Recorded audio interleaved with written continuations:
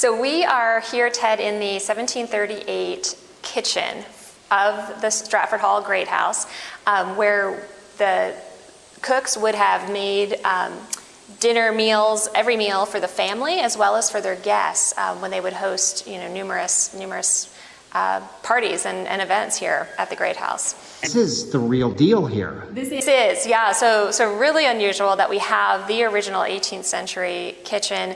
It is still a working oven, and so we have actually baked in it, and so it's just an amazing, again, step back in time to see such an authentically preserved place and to feel. To feel those who, were here cooking in this space 200 years ago, it's really powerful. I can watch this video, or I can look on Wikipedia, or a number of things, but to actually stand here, there's nothing like it. No, there really isn't. There really isn't. And we welcome visitors to tour. You can come see the kitchen if you come for a tour of the Great House, which are available Wednesdays through Sundays year-round. So we welcome folks to come. We also have a number of upcoming programs that are going to feature historic colonial foodways. On November 6th, we have a program on colonial chocolate. It'll be both in person and offered virtually, so it's a hybrid. Thanks to the generous support of the Forrest E. Mars Jr. Chocolate History Research Grant by Mars Wrigley. There's going to be a lecture and a demonstration as well as a discussion. It'll be led by our own Dr. Kelly Fanto-Dietz. She's our Director of Collections and Visitor Engagement here on site.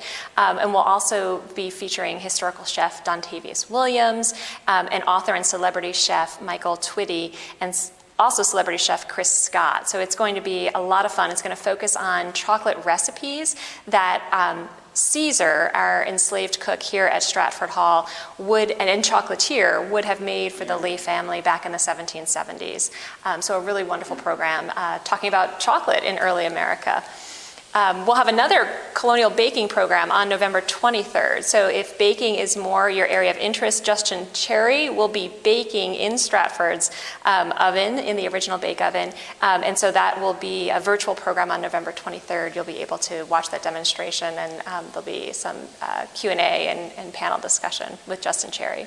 Any history place that can get a chocolate research grant becomes my favorite history place. So Stratford is, that's amazing. But to be able to recreate some of the recipes and to know that kind of thing, it really sets you apart. It does. It's again, a really wonderful way that all of our resources come together here, that we have those incredible primary source documents in our library and in the archives collection that help inform these programs and bring to life those people like Caesar enslaved on the property and so critical in the early history of Stratford Hall.